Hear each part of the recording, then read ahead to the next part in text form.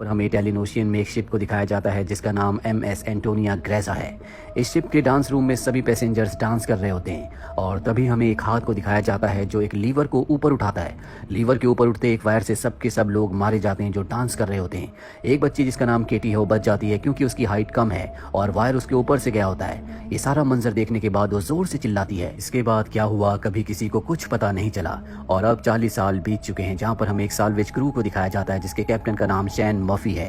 ये एक शिप को बचाकर किनारे तक लाते हैं। शाम को ये सब अपनी जीत की पार्टी मना रहे होते हैं। तभी एक आदमी जिसका नाम जैक फरमैन है इनके पास आता है। वो कहता है कि मैं एक वेदर सर्विस पायलट हूँ। आज से 40 साल पहले एक एंटोनियो ग्रेजा नाम का शिप समंदर में कहीं खो गया था और जहाँ तक मुझे पता है वो बेरिंग सी के अंदर है। उसके अंदर खजाना है, अगर हम उसे ढूंढ ले तो सब के सब बहुत अमीर हो सकते हैं। और अब ये पूरा का पूरा क्रू जैक का साथ देने के लिए तैयार हो जाता है। अगले दिन शॉन मर्फी और उसका पूरा का पूरा क्रू उस तरफ निकल पड़ता है जहाँ पर एंटोनियो ग्रेजा शिप है जो 1962 में गायब हो गया था और आज तक वो शिप नहीं मिला।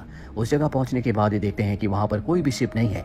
सब के सब डिसअपॉइंट हो जाते हैं और तभी इनके स्टीमर के सामने एक बहुत बड़ा शिप आ जाता है। ये वही शिप है जो 1962 में गायब हो गया था, जिसकी तलाश में सब के सब यहाँ पर आए हैं। शॉन का एक साथी जिसका नाम ग्रीर है, साथ ही जैक जो सबको यहाँ पर लेकर आया है, ये दोनों के दोनों स्टीमर में रुकते हैं जबकि शॉन अपने सभी साथियों के साथ शिप के अंदर चला जाता है जहाँ पर बहुत ही अजीब आवाज आ रही होती है। ये सब के सब उस आवाज का पीछा करते हैं और देखते हैं कि क्लॉक का पेंडुलम आज भी हिल रहा है। जैसे ये क्लॉक के और नजदीक जाते हैं पेंडुलम हिलना बंद हो जाता है और अब इनमें से पेंडुलम को हाथ लगाने वाला होता है कि बहुत जोर से आवाज आती है जिससे सब के सब डर जाते हैं। वहीं पास टेबल में स्क्रैबल पड़ा होता है जिसके वर्ड्स अपने आप ही बदल जाते हैं और उसमें लिखा हुआ आता है वेलकम। अभी सब के सब और आगे बढ़ते हैं और तभी इनके एक साथी के नीचे से फ्लोर टूट जाता है। वो नीचे गिरने वाला होता है कि मॉरिन उसे पकड़ लेती है और जब वो उसे पकड़ती है तो वहां पर उसे एक बच्ची दिखती है। ये वही बच्ची है जो आज से 40 साल पहले यानी कि सन 1962 में शिप में अकेली बची थी और जो बहुत जोर से चिल्लाई थी, लेकिन आज भी इसकी उम्र उतनी है, जिसका मतलब ये है कि ये उस बच्ची की आत्मा है। मॉरिन उस बच्ची को देखती है लेकिन अगले पल वो बच्ची गायब हो जाती है। यहाँ पर मॉरिन को कुछ समझ नहीं आता कि जो उसने देखा था वो सच था या फिर उसके दिमाग का भ्रम था। मॉरिन अपने उस साथी को ऊपर खींच लेती है। इसके बाद ये केबिन में जाते हैं जहाँ पर ये देखते हैं कि एक वॉच है और ये वॉच आज की है जबकि ये शिप सन 1962 में पूरी तरह से गायब हो गया था। उस वक्त में इस तरह की वॉचेस नहीं होती थी।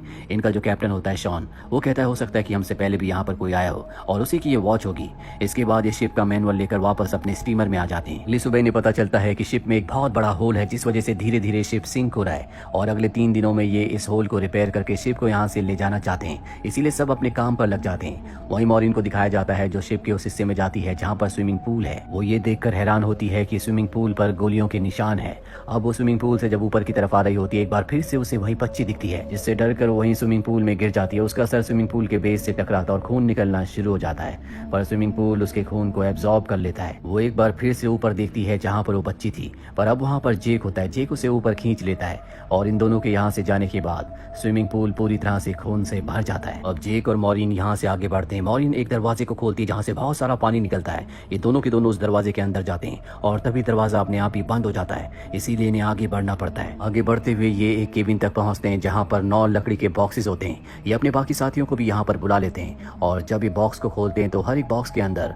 28 गोल्ड के बार होते हैं। इन 9 बॉक्सेस के अंदर बहुत ज्यादा सोना है जिससे सब के सब बहुत अमीर हो जाएंगे। इसीलिए तय करते हैं कि ये शिप को यहीं पर छोड़कर गोल्ड लेकर निकल जाएंगे। ये सारा का सारा गोल्ड अपने स्टीमर में रख देते हैं और अब यहाँ से निकलने की तैयारी कर रहे होते हैं पर तभी इनके स्टीमर में दिखाया जाता है कि स्टीमर के गैस सिलेंडर का नोब अपने आप ही टर्न ऑन हो जाता है जिससे हवा में गैस फैलना शुरू हो जाती है।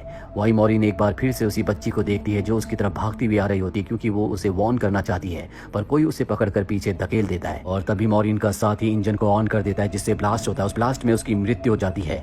मॉरिन यहाँ पर बहुत कंफ्यूज है क्योंकि वो उस बच्ची के बारे में जानना चाहती है जो उसे बार बार दिखती है। वो शिप के डेटा में पैसेंजर्स के नाम चेक करती है जिससे उसे पता चल जाता है कि जो बच्ची उसे दिखती है उसका नाम केटी है। वो केटी के रूम तक पहुंच जाती है जहाँ पर उसे केटी का स्केलेटन मिलता है। वो समझ जाती है कि अब तक जिस लड़की को देख रही थी वो उसी केटी की आत्मा है। वही हमें शॉन को दिखाया जाता है जो कैप्टन के रूम में बैठा होता है और तभी उसके सामने इसी शिप के कैप्टन की आत्मा आ जाती है जो उसे ग्लास में अल्कोहल डालकर पीने के लिए देती है। साथ ही वो उसे एक फोटो देता है जिसमें एक शिप होता है जिसका नाम लॉरेली है।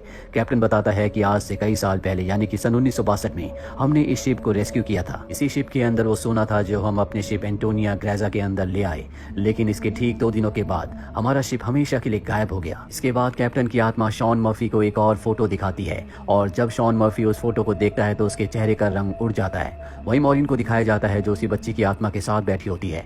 उस बच्ची की आत्मा बताती है कि इस शिप के अंदर बहुत सारे लोगों की आत्मा कैद है और जो ये सब कुछ कर रहा है उसे उसे बहुत सारी आत्माओं की जरूरत है और जब उसका काम पूरा हो जाएगा तभी हम अपनी आत्माओं की दुनिया में जा सकती है, यानी कि इन सब सोल्स को तभी मुक्ति मिलेगी। वहीं दूसरी तरफ इनके एक और साथी को दिखाया जाता है जो उस जगह पहुंच जाता है जहां पर आज से कई साल पहले पार्टी चल रही थी और अचानक से सारा का सारा माहौल उसी तरह से हो जाता है जैसे 1962 में था।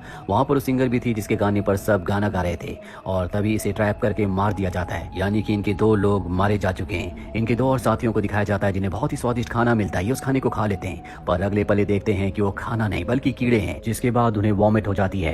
वहीं हमें शॉन मर्फी को दिखाया जाता है जिसे बहुत कुछ पता चल चुका है, इसलिए जल्द से जल्द वो शिप से निकलना चाहता है। वो मॉरिन को ढूंढ रहा होता है पर तभी उसके सामने उसका वही साथी आ जाता है जो ब्लास्ट में मारा गया था।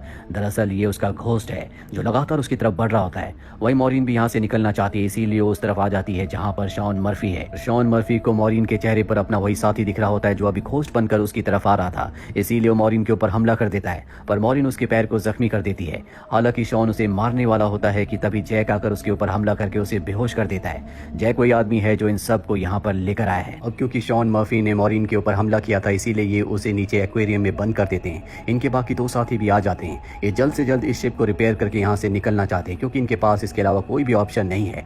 ये नीचे जाकर शिप को रिपेयर कर देते हैं। मॉरिन इसके बाद अपने एक साथी को ढूंढने के लिए जाती है, तभी उसके सामने उस बच्चे की एक बार फिर से आत्मा आ जाती है जो उसे दिखाती है कि उस आदमी की मृत्यु हो चुकी है।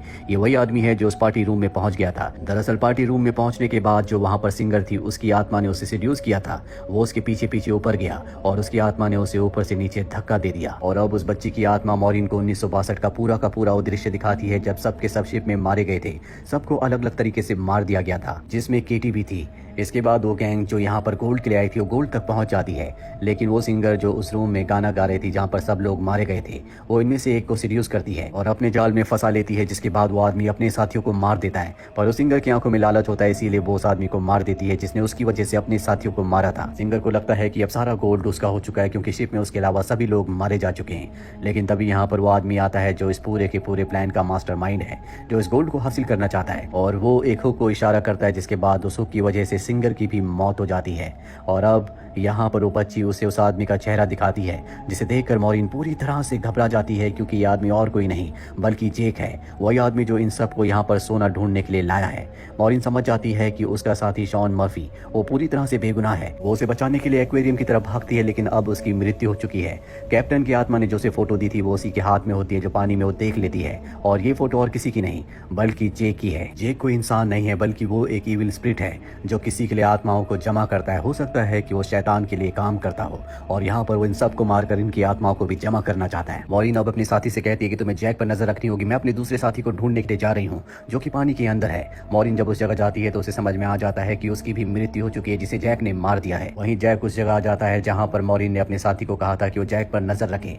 जैक और उसके बीच में आर्गुमेंट्स हो जाते हैं, इसीलिए मॉरिन का साथी जैक को गोली मार देता है। उसे लगता है कि वो मारा गया इसीलिए वहां से चला जाता है। वही मॉरिन अब इस पूरे के पूरे शिप को ब्लास्ट करना चाहती है इसीलिए हर जगह बॉम्ब फिट कर देती है। पर तभी उसके पास उसका वो साथी आ जाता है जिसने अभी अभी जैक को गोली मारी है। वो मॉरिन को कहता है कि हमें शिप को ब्लास्ट नहीं करना चाहिए, पर मॉरिन उसकी बात नहीं मानती। वो कहती है कि मैं इस शिप को ब्लास्ट करके ही रहूंगी क्योंकि इस शिप में बहुत सारी आत्माएं कैद हैं और भी लोगों को इस शिप में ट्रैप करके लाया जाएगा जिसके बाद उन्हें मार दिया जाएगा और ट्रैप करने का एक ही जरिया है जो है गोल्ड। और तभी उसका साथी जैक के रूप में बदल जाता है जिससे हम समझ जाते हैं कि जैक ने उस आदमी को भी मार दिया जिसने उसे गोली मारी थी।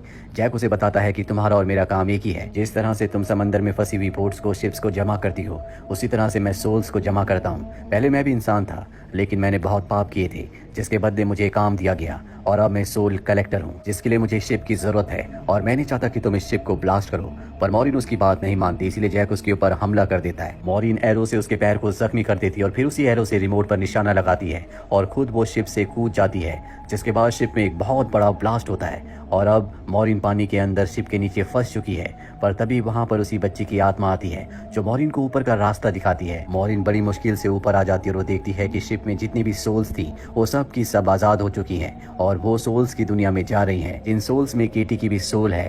दरअसल यहाँ पर जितनी भी सोल्स थी वो सब की सब जेक की गुलाम थी क्योंकि मारने के बाद उसने हर किसी के हाथ में एक मोहर लगा दी थी। सिर्फ केटी की सोल उसकी गुलाम नहीं बन पाई क्योंकि केटी की सोल पवित्र थी, इसीलिए केटी की सोल बार बार मॉरिन की मदद कर रही थी और अब केटी की सोल की वजह से मॉरिन ने सभी आत्माओं को आजाद कर दिया। मॉरिन अब एक बॉक्स के सहारे समंदर में तैरती रहती है और तभी वो एक शिप तक पहुंच जाती है जो शिप उसे रेस्क्यू कर लेता है। जब उसे पोर्ट पर लाया जाता है तो वो अपनी एम्बुलेंस से देखती है कि जेक अब भी जिंदा है और शिप का जितना भी गोल्ड था वो उस गोल्ड को एक दूसरे शिप में ट्रांसफर कर रहा है ताकि उस गोल्ड के लालच में वो और भी लोगों को मार सके, उनकी आत्माओं को कैद कर सके, जो कि उसका काम है। मॉरिन ये पूरा मंजर देखकर चीख पड़ती है और इसी के साथ ये फिल्म, ये कहानी यहीं पर खत्म हो जाती है। उम्मीद करते हैं कि ये कहानी आपको पसंद आई।